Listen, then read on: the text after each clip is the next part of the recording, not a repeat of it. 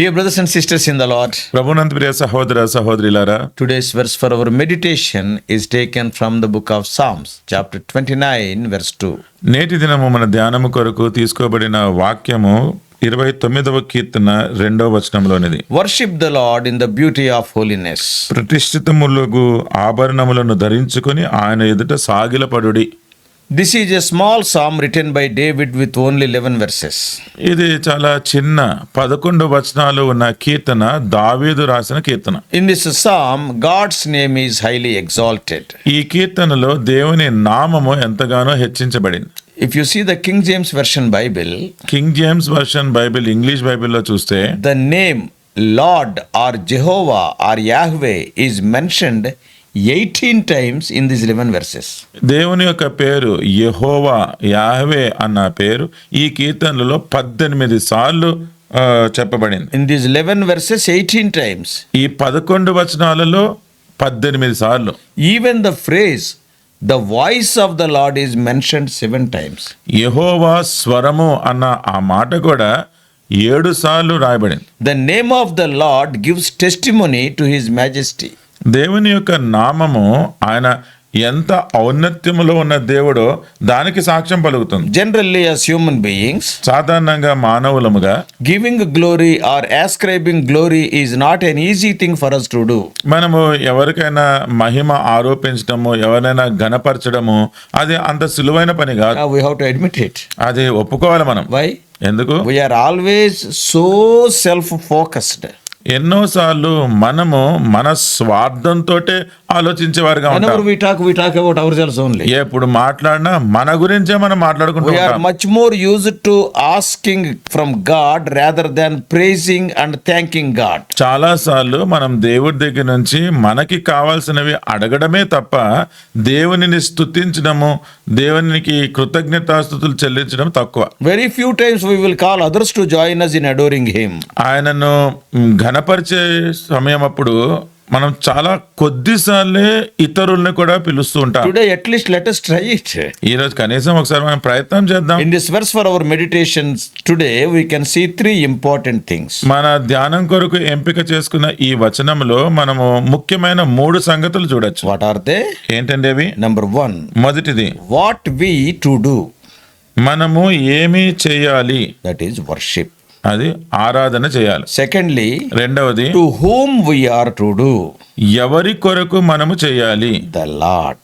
అది యెహోవాకు. And thirdly, మూడవది, how we are to do it, అది ఎలాగ చేయాలి, in the beauty of holiness. అది ప్రతిష్ఠితములకు ఆభరణములను ధరించుకొని. See, worship is the highest of the spiritual activities. ఆత్మీయమైన ప్రతి కార్యక్రమంలో కూడా ఈ ఆరాధన అనేది ఎంతో ఉన్నతమైనది. Every one of us can do it. ప్రతి ఒక్కరూ కూడా అది చేయగలరు. You can do it anywhere, anytime, any day. ఏ రోజైనా, ఎక్కడైనా, ఎప్పుడైనా మీరు చేయగలరు. Let us see 3 things, these 3 things in a bit detail. ఈ 3 విషయాలు కూడా కొంచెం వివరంగా చూసుకుందాం. What we are to do. మనము ఏమి చేయాలి? We have already seen we have to worship. మనం ఇప్పటికే చూసినా మనం ఆరాధన చేయాలి. The first verse define worship. ఈ మొదటి వచనము అది ఆరాధనకు నిర్వచనము చెప్తుంది. It is written, give unto the Lord the glory due to his name.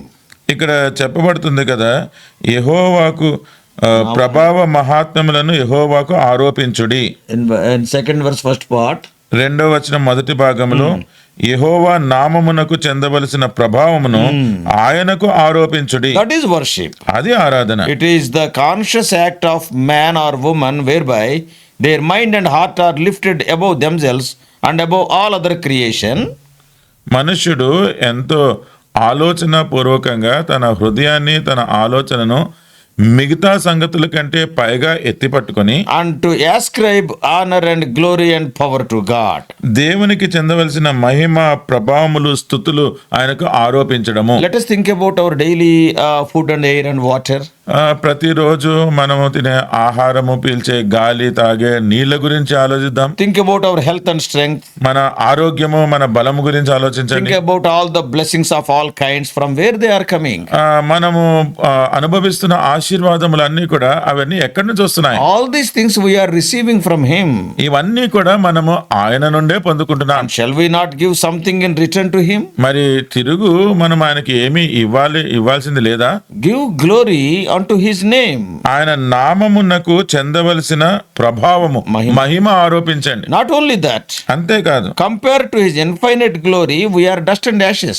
అంతుపట్టని ఆయన మహిమ ఎదుట మనము కేవలం దుమ్ము ధూళి అయి ఉన్నాం. That's why we change our posture also and kneel down while we pray and worship. అందుకనే మనం ప్రార్థన గాని ఆరాధన చేసేటప్పుడు మనం ఉన్నట్టుగా కాకుండా మనం మోకరించి ఆ పని చేస్తాం. This is a gesture of recognition of His glory. ఆయన మహిమను గుర్తించడానికి మనము చూపుతున్న అదొక విధానం. Therefore, I can say that it is a crime not to worship such God. అందుకనే అటువంటి దేవుణ్ణి మనం ఆరాధించకుండా ఉన్నాము అంటే మనము ఎంతో ఘోరమైన తప్పు చేస్తున్నట్టే. Enjoying what all He is giving to us freely and not even worshipping Him is not a crime. ఆయన ఉచితంగా ఇస్తున్నవన్నీ కూడా అనుభవిస్తూ మనము ఆయనను స్తుతించకపోవడము మరి అది ఘోరమైన తప్పు కాదంటారా? Let me quote a small example. ఒక చిన్న ఉదాహరణ చెప్తాను. Oh, the life of Babylonian king Belshazzar. బబులోను రాజైన బెల్షస్సరు ఉన్నాడు. And about him it is written in Daniel chapter 5. ఆయన గురించి దానియేలు గ్రంథం 5వ అధ్యాయంలో రాయబడింది. We all know about the writing on the wall on that day. ఆ గోడ మీద రాత గురించి మనకు అంతా తెలుసు. Mene tekel upharsin. మెనే టెకెల్ ఉఫార్సిన్ అని రాయబడింది. The king was terrified by seeing it. అది చూసి రాజు ఎంతో భయం చెందాడు. Why that writing? ఏంటి ఆ రాత? Do you remember what the angel said in 5:23 of Daniel? దానియేలు గ్రంథము 5:23లో అక్కడ ఉన్న దేవదూతలు ఏం చెప్పారో మీకు గుర్తుందా? Thou has not glorified God. It is written there. అక్కడ రాయబడింది, నీవు దేవునిని చెందవలసిన మహిమ ఆయనకి ఇవ్వలేదు, దేవుని ఘనపరచలేదు, నీవు దేవుని ఘనపరచలేదు. Oh, that is a very Solomon, it is a great omission. He forgot it. అంటే ఆయన అసలు చాలా తప్పు చేసినాడు, అది మర్చిపోయినాడు. We have to do everything for the glory of God. That is what 1 Corinthians 10:31 says. కొరింథీయులకు రాసిన మొదటి పత్రిక 10:31 మనం ఏది చేసినా గానీ దేవుని మహిమ కొరకే చెయ్యాలి అని చెప్పాడు. Eat or drink, whatever we do. మనము తినినా ఏమైనా త్రాగినా అది ఏమి చేసినా సరే, As a matter of fact, we are created for the glory of God. Isaiah 43:7. ఒక మాట వాస్తవంగా చెప్పాలంటే యెషయా గ్రంథము 43:7 ప్రకారము మనము దేవుని మహిమ కొరకే సృష్టించబడి ఉన్నాం. Therefore, let us give unto the Lord the glory due unto His name. అందుకనే ఆయన నామమునకు చెందవలసిన మహిమ మనం ఆయనకే ఆరోపిద్దాం. That is worship. అదే ఆరాధన. So what to do? ఏం చేయాలి? Worship. ఆరాధన చేయాలి. Secondly, రెండవది, to whom we are to do it? మనము ఎవరికి అది చేయాలి? To the Lord. అది యెహోవాకు, Yahweh. యెహోవా దేవునికి. In KJV, King James Version, English Bible king James version లో and throughout Psalm 29, ఈ 29వ కీర్తన అంతటిలో కూడా all the 18 times the word Lord is written in capitals, LORD. ఇక్కడ యెహోవా అని తెలుగులో ఉన్న ఈ మాట ఇంగ్లీష్లో లార్డ్ అన్నది అది పెద్ద అచ్చులోనే అంటే క్యాపిటల్లోనే రాయబడింది. Jehovah or Yahweh is the glorious name of God. యెహోవా లేకపోతే యాహ్వే అనేది అది మన దేవునికి ఇవ్వబడిన మహిమాన్వితమైన నామం. It is very sacred name for God, which the Jews will never pronounce out of great respect. They will never pronounce Yahweh with their mouth. అది దేవునికి ఇవ్వబడిన అతి శ్రేష్టమైన బహు దైవికమైన నామము గనుక యూదులు ఎవరు కూడా వారి నోటితోటి ఆ పదాన్ని, ఆ నామాన్ని ఉచ్చరించరు. With our vile mouth we cannot utter that name. మనకున్న నోటితోటి ఆ నామమును ఉచ్చరించలేం. Therefore we must not worship any other being apart from the Lord. అందుకనే యెహోవా దేవుణ్ణి తప్ప ఇంకా ఏ జీవిని కూడా మనము ఆరాధించకూడదు. At the same time, no false worship also be offered unto him. అదే సమయంలో ఏ తప్పు ఆరాధన కూడా ఈ దేవునికి మనం చెల్లించకూడదు. We have to worship acknowledging the triune nature of God. దేవుని యొక్క త్రిత్వము గురించి మనం ఒప్పుకుంటూ మనం దేవుని Yeah, ఆరాధించాలి. Father, Son and the Holy Spirit. తండ్రి, కుమార, పరిశుద్ధాత్మ. This is what we see in the second commandment given on Mount Sinai. సీనాయి పర్వతం మీద ఇవ్వబడిన రెండవ ఆజ్ఞలో మనం ఇదే చూస్తున్నాం. God will not share his glory with anybody. దేవుడు తన మహిమను ఇంకెవరితో కూడా పంచుకోడు. That is what we read in Isaiah 42 verse 8. యెషయా గ్రంథము 42:8 అది చూస్తున్నాం. Now thirdly, ఇప్పుడు మూడవదిగా how are we to do it? అది మనము ఎలాగ చేయాలి? The manner of worship, how it is. ఆ ఆరాధన చేసే విధానము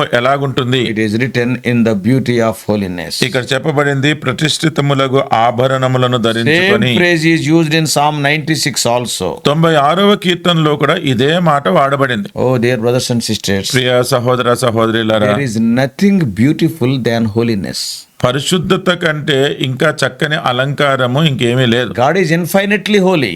దేవుడు అసలు అమితంగా పరిశుద్ధుడు. Therefore our worship also ought to be characterized by holiness. అందుకనే మన ఆరాధన కూడా ఈ పరిశుద్ధతోనే చేసే విధంగా ఉండాలి. Let the worship be anywhere. ఈ ఆరాధన ఎక్కడైనా చేయండి. Let it be in an ornate temple or a hut or under a tree. ఏదో చక్కగా అలంకరింపబడిన మందిరంలో అయినా కావచ్చు, లేకపోతే ఒక చెట్టు కింద అయినా కావచ్చు, Maybe in a hut. ఒక గుడిసెలో కావచ్చు. Those structures are good but not important. ఆ కట్టడలన్నీ మంచివే గాని అవి ప్రాముఖ్యమైనవి The కాదు. early Christians had no fine temples to worship God. ఆదిమ క్రైస్తవులు వారు దేవుని ఆరాధించడానికి ఎటువంటి ఆలయమే లేదు. That's why while talking to the Samaritan woman about worship in John 4, అందుకనే యోహాను సువార్త 4వ అధ్యాయంలో ఆరాధన గురించి సమరయ స్త్రీతో మాట్లాడుతున్నప్పుడు Jesus Christ had not mentioned about the temple in Jerusalem. యెరూషలేములో ఉన్న ఆలయం గురించి యేసుక్రీస్తు ప్రభు అసలు ప్రస్తావించలేదు. He said that we have to worship him in spirit and in truth. 4:24. 4:24లో ఆయన చెప్పినాడు, దేవుని ఆరాధించేవారు ఆత్మతో సత్యముతో ఆరాధించవలెను. So let us remember his mercy and grace while worshipping him. అందుకనే దేవుణ్ణి ఆరాధించేటప్పుడు ఆయన కృప, ఆయన కనికరమును గుర్తు చేసుకుందాం. What is mercy? ఇప్పుడు కనికరం ఏంటి? Mercy means not giving to us what we deserve. కనికరము అంటే మనము ఏది పొందనర్హులమో అది ఇవ్వకపోవడం. Yes, sinners, we deserve hell. ఒక పాపిగా మనకి నరకమే పాత్రం. But we praise God, out of mercy it delivered us from hell. దేవునికి స్తోత్రం, ఆయన కనికరమును బట్టి ఆయన మనలను నరకము నుండి తప్పించినాడు. What is grace? కృప ఏంటి? Grace means giving us what we don't deserve. అసలు మనకి ఏంటైతే యోగ్యత లేదో అది పొందుకోవడం. We don't deserve heaven. మనకి పరలోకము మన యోగ్యతలో లేదు. It is a holy place. అది పరిశుద్ధ స్థలం. After redeeming us from hell, నరకము నుండి మనల్ని విమోచించిన తరువాత Jesus Christ has not left us in a neutral place, but he made us the heirs of his kingdom heaven. యేసుక్రీస్తు ప్రభు ఏదో ఎవరికి చెందని స్థానంలో విడిచిపెట్టక మనల్ని పరలోకానికి పౌరులుగా చేసినాడు. So therefore let us worship him for his mercy and grace. అందుకనే దేవుణ్ణి ఆయన కృపకై కనికరముకై ఆరాధించాలి. So during the Lord's day, అందుకనే ప్రభు దినమందు let us go to his sanctuary and worship him in the beauty of holiness. దేవుని యొక్క ఆవరణంలోనికి వెళ్ళి ఆయన యొక్క సౌందర్యము ఎదుట మనము ఆయనను ఆరాధిద్దాం. Oh, let us worship him in spirit and in truth. ఆయనను ఆత్మతోనూ సత్యముతోనూ ఆరాధిద్దాం. Let us worship him for his mercy and grace. ఆయన కృపకై కనికరముకై ఆయనను ఆరాధిద్దాం. Let us worship him for the free gift of salvation at the expense of his only begotten son. తన ఏకైక కుమారుని యొక్క మరణ యాగము ద్వారా అనుగ్రహించబడిన ఉచితమైన రక్షణకై మనం ఆయనను Oh, may ఆరాధిద్దాం. God help us to be true worshipper today and for eternity.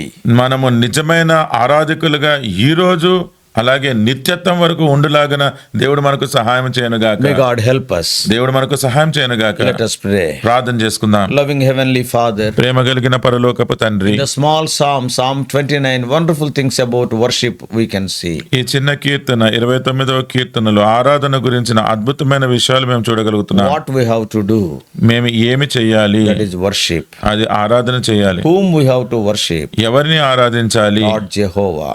అది యెహోవా దేవుణ్ణి. వాడిని. And thirdly also we have seen, మూడోదిగా కూడా చూసినాం, yeah, wonderful things we have seen, O Lord. అద్భుతమైన విషయాలు మేము చూసినాం ఓ ప్రభువా. O Lord, we are so thankful unto thee. ఓ ప్రభువా, మీకు ఎంతో మేము వందనస్తులమై ఉన్నాం. In which way we have to worship you? ఏ రీతిగా మిమ్మల్ని ఆరాధించాలి? Beauty of holiness. అది మీ యొక్క ఆభరణములు ధరించుకొని మీ Beauty of holiness. మీ పరిశుద్ధ యొక్క సౌందర్యమును ఎదుట Being holy people, we have to worship you. పరిశుద్ధులమైన ప్రజలముగా మేము మిమ్మల్ని ఆరాధించాలి. Thank thee for teaching these lessons. ఈ పాఠములు మాకు నేర్పించినందుకు వందనాలు. Make us true worshippers. నిజమైన ఆరాధికులుగా మమ్మల్ని Not చేయండి. only now, but in eternity also. ఇప్పుడే కాకుండా నిత్యత్వములో కూడా. In Jesus' precious name we pray. యేసుక్రీస్తు పరిశుద్ధ నామములో ప్రార్థిస్తున్నాము తండ్రి. Amen. Amen. God bless you all. Please subscribe for more spiritual messages to the YouTube channel John Victor Telugu Messages.